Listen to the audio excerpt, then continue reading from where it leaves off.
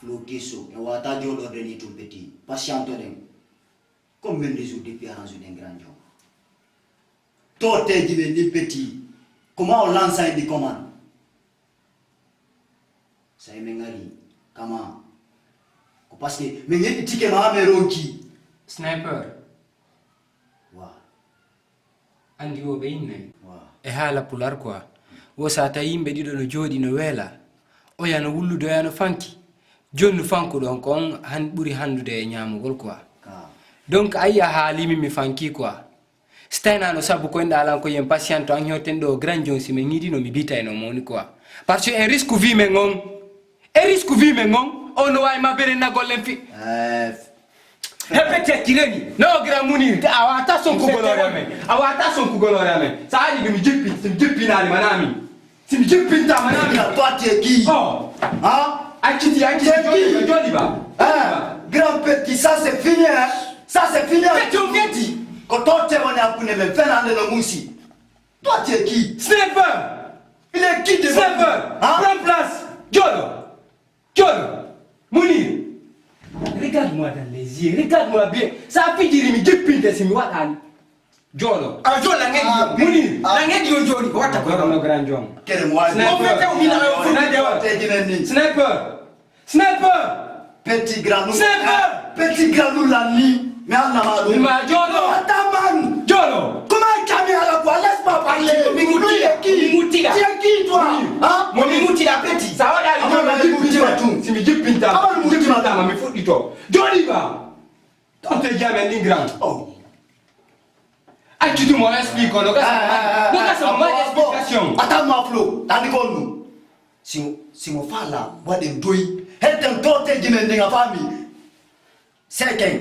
Andi Kondoua. Sinon, un grand. Andi Kondoua. Pas d'intérêt à terre. Rien ne s'arrête dans la violence. Joli va bien te demander. Elle a eu des menées comme un bobo. On n'est pas des gamins. Quand vit on met risqué. Si me fait le nom de ma bawari, mais qu'on nous a là, on n'est pas dit pour ne rien. Donc, toi, tu es jamais dit, Hasala, I don't know, man. Okay. After the life is money. Oh, Afami. Courage. Boudiame ningo na ya fijirli. Courage.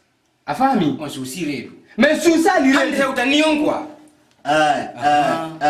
Mais forme moi là on terrain de niveau. T'as vendu pour attends tu m'as une expérience à mengongui. Attends tu m'as une brute ya gala mengal. Afami ka. Hala. Attends brute na ça men. John no mentote jamani wada doy ma créer ay jode wo le takon wadi voilà joro mais hala Mounir ha abo me hala mo kongol gortol mais fandi kono ko me perende ça fi diri me ngasi boto hamma ay dum no fo c'est parce que la jonde on projet di ka on no ngebude mais fandi kono ko me perende afami OK vas-y droit au but c'est moi là calme-toi et t'en prie calme-toi watata quoi ko wada ko wadi me watata Fernand de Moussi menen me ngidi ma nala duluka awdi mudi feccere ma ɗon ko ɗimi arrangir probléme o mi yalti nde a feccere dine ko enen jeeyi on partage à 50-50 parce que hande siɗon sonkude ɗo yeeso an ko ɓay mi heeɓi liberté mi wi ka kaso mi ari ɗo silan ka kaso non sonkata yawra yolla jogui mbuɗi ma goɗɗum mum mene me andago déjà la sokki ko ngandi probléme ma kaso problème prison ma ko ngandi ɗum non a wolay ɗum nande ayati ko do ko mi sottoynoma sniper doni me tote jamen ni meya menen sida sokino ma sokaki sa menen dum concernant men afami ka ko tote jidi men fala men de branno fenane no musi ha Mounir ke ki Mounir palpi meya kero wano min wano on som non foka sudo palpi o meya Mounir ka hala mi da hala boui c'est qu'on va faire parma on sabodi ka comptement toi aussi la même chose. Mais Mounir, donc on ne peut pas arranger ça à l'amiable. À l'amiable. Mais qu'est-ce que tu veux dire par là maintenant? Mais John n'a pas dit il fait quelle heure? Mounir, il est 17h comme ça. Django est 13h. Simbouli l'ignota là ka content. A famille, faites une théorie. Un point, un trait. Moi je m'en vais, non. Du courage. Flo, attends. Du courage. Wata ya reni tout sans garantie. Garantie à men ngonu. Garanti on a transfert en bouti ka compte makko. No, Si mi yon nan garanti ya na borela. Sniper, ça ne fout den golu du gol. So what are the garanti na borela? Aie-moi confiance. Achitan piki, il faut me régler. Je prends Je l'engagement. C'est moi qui ai dit. Ce journal Mahidaya, je prends l'engagement. Ngala ino ko katoka. Sami dike do Au contraire, Johnny, on me sent encore. Kwa fami maome fudo to mi pinta de goto. Ko darni mu amono. Munir, Petit la wode moji. Munir. Misikano li yata ka Munir. me wa kilo peut-être no gasa. Munir. Anda ko ngoni Munir. Big up. On est pris des amis. C'est l'idée gaware fi Allah. Munir, c'est sur l'intérêt qui lie les hommes, à famille.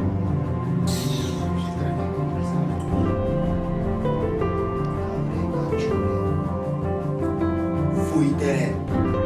Ai birdi nade. Degasi on baba fana na ya. Te fe fui.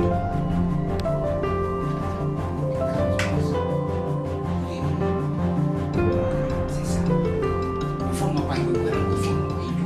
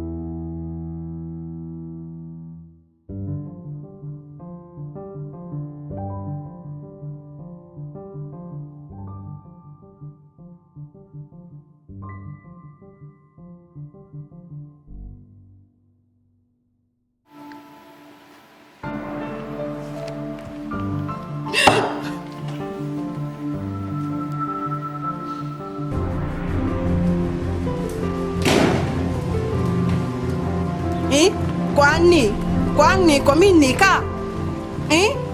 Kwani kominika?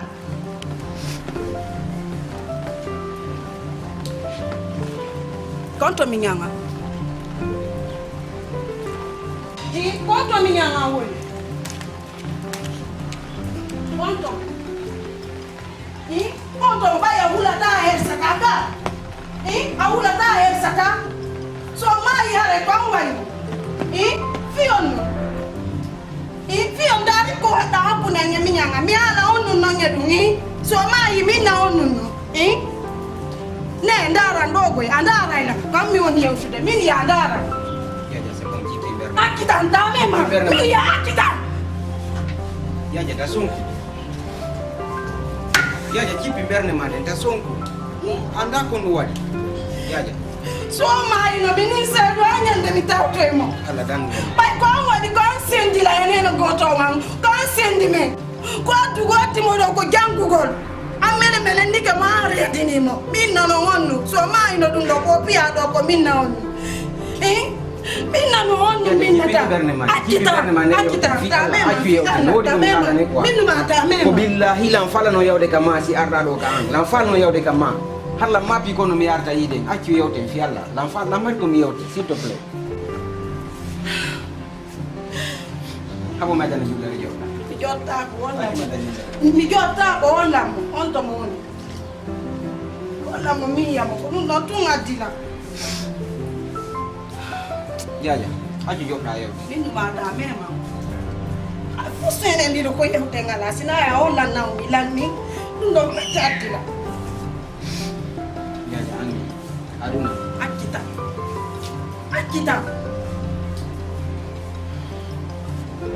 Ya, aja fama lan fi Allah mi jeji ma fama. Pardon. Yentu lan nan. Nan jenti ma. Fi Allah hedo lam yo de quoi. Mi fena tam naw mi wala ndel dal. Mo wali ko hospital mo naw. Ya, ta fesu aju dum mi yote ko fala kon s'il te plaît go solution ni trouver rapidement boy ko dungo wade ko nganda fi mo pardon. Nini mo naw ni moja hata ula mfoki kitoni ni ka hospital. Mo wali. Ebi de modo. Baina ka Fernande ko ay be ngari lukila ndo bi mo ka shungu do. Baina ali taw mi mo ka walo la sika mai. Allah. Ni timu mnabi mo ka hospital. Mena una rema ko ni c'est grave. Ni fala. Yan di jaja. Ye jita ko fekki ko fo lang anda set na ni lang. Pamala acha mi jetta naw mi na ba mo Senegal o nyawndo yo simi na ba mo Senegal o nyawndo ni la ora yi baina am fi Allah jaja harasi tinani. Ya fo dalam fi Allah ni la ko yan di jaja pardon. Fi Allah ta fesu. Mungu fi Allah. Music.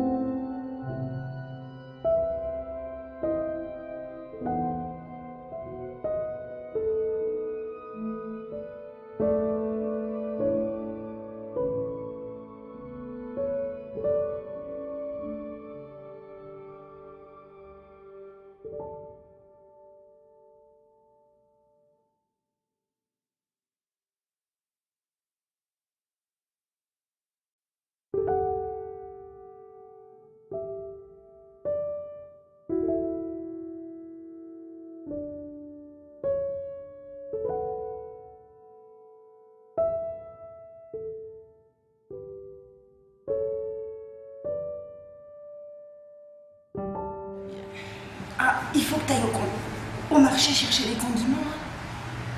Mais s'il te plaît, aujourd'hui c'est quel jour? C'est lundi. C'est ton tour. Non, lundi c'est pas mon tour. Ah si, c'est ton tour. Moi j'ai déjà un rendez-vous aujourd'hui. Ah, c'est pas grave. Il faut que tu respectes tes engagements. Lundi, c'est ton tour. Allez, s'il te plaît. Moi, je suis fatiguée. Tu sais, j'ai beaucoup de travail à la maison. Vas-y.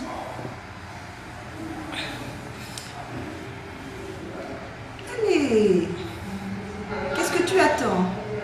Caro, franchement, je suis fatigué. Et tu crois pas, moi, que je suis fatiguée aussi avec tout le travail que je fais à la maison? Ok, pas de problème. Mais quand même, s'il te plaît, essaie de m'accompagner au marché. Au moins pour acheter les condiments, je vais préparer. Tu vas préparer, hein? Oui, ça. Bon, d'accord. Allez, ok, on y va. Tu acceptes de m'accompagner au marché? On va ensemble au marché, alors. Et ce sera pas comme ça tous les jours, hein? C'est pour aujourd'hui seulement, hein? D'accord. Ok. Allez, un peu de courage. Allez.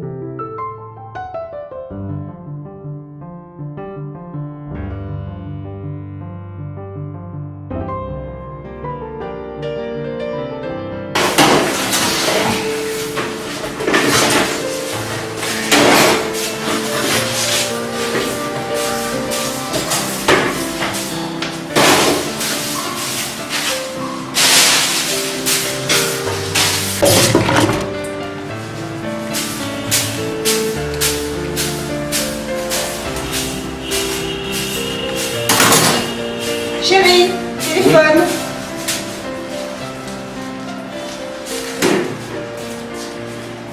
Allô? Oui. Oui, Adi. Programme ngo watala ta milo kwa.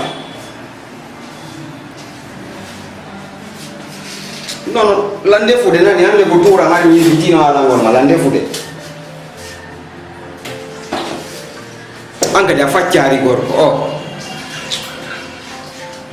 Simi mala ndefre no yewti ko inara facari gorko angka dia facari gorko. Kel mi simi defani mo arabi wulu mi yidu mo woni sila defande mo. Sai la defande be ngam yidu mo nul damo de. Joni simi gani defude mi nodete. Oja bataru mo na inaki mo lo landi to oja bata foke mi landi to ban ko. Alors, merci beaucoup.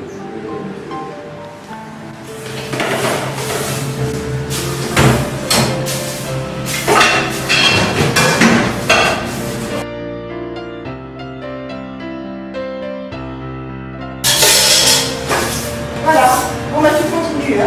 Il en reste. Ah, tu me laisses? Ah, je te laisse, merci.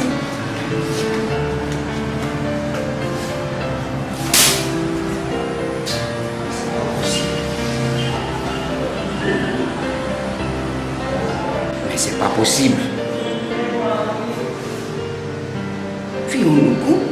Nous la aussi. Mais regarde. On a dit l'ampino. Pour fous moi ta programme bien faut la ni bon. Ça on mi sorto di vita o bien tawara parce que moi ta continue là on va caso quoi. Continue là on va caso quoi. Action.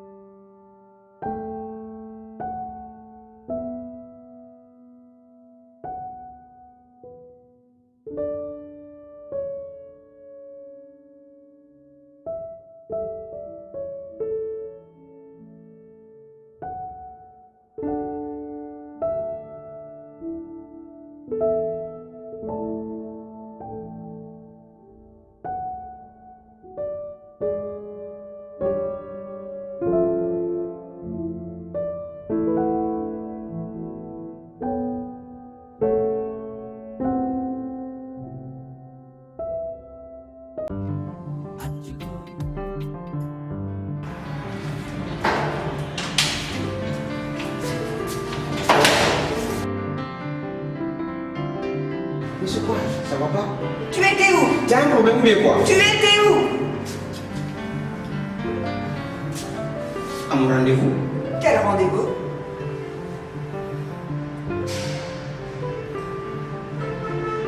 Toi, qu'est-ce qui te passe, s'il te plaît? Tu étais où? Qu'est-ce qui te prend, Zedi? Je t'ai demandé où tu étais. À mon rendez-vous, Zedi. C'est quoi comme rendez-vous? C'est pas compliqué. Rien n'est compliqué, tout est clair. Dis-le-moi alors.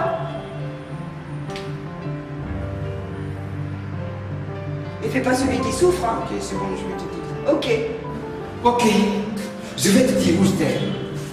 Je vais te dire. C'est ce qu'il veut, non? Si tu vois qu'il sort, tu vas et viens. Tout ça, c'est pour toi. C'est parce que je t'aime. Je t'aime sincèrement. Carole, je t'aime. Sincèrement, je t'aime. Ne t'efface pas. Tu ne dois pas t'effacer. Si ces genre de choses m'arrivent, de m'arrêter, tu me demandes, mais de me gifler comme ça là. C'est pas beau. C'est pas beau.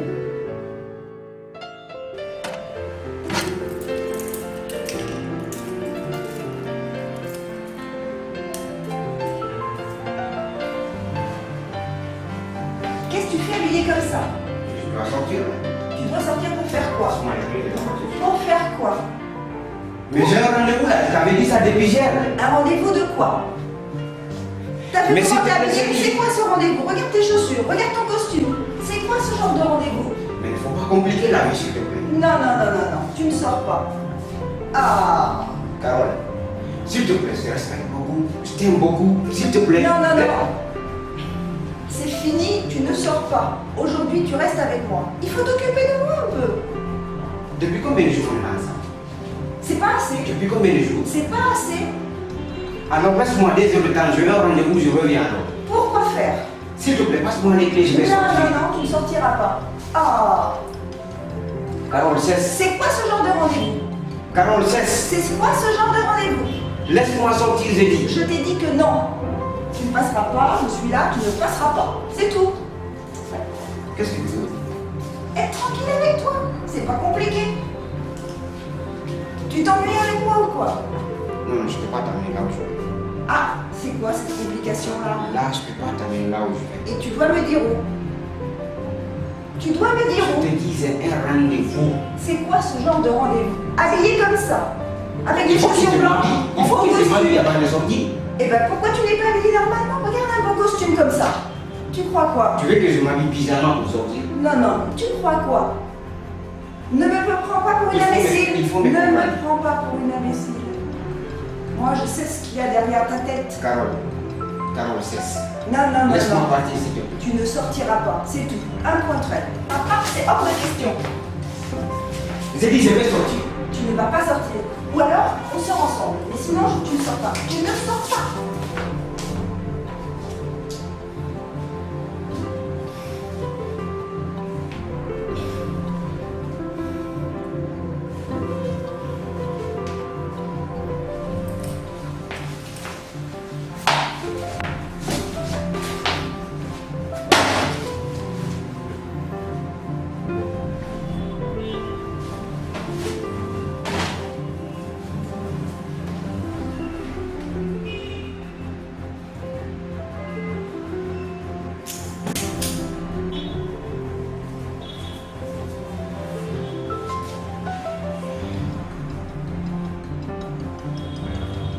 Voilà. Je m'impressionne pas. Je t'attends un autre jour. Tu verras. Fais ce que tu verras. Et je verrai quoi? Je verrai quoi? Continue, tu vas voir. Ah, je verrai quoi? Moi, j'attends de voir. Tu me fais pas peur, j'attends de voir. Tu me fais pas peur. Allez, on se repose.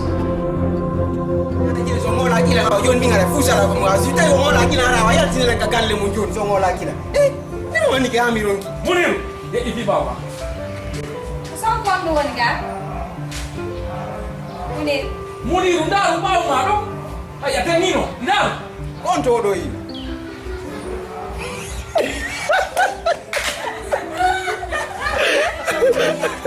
Munir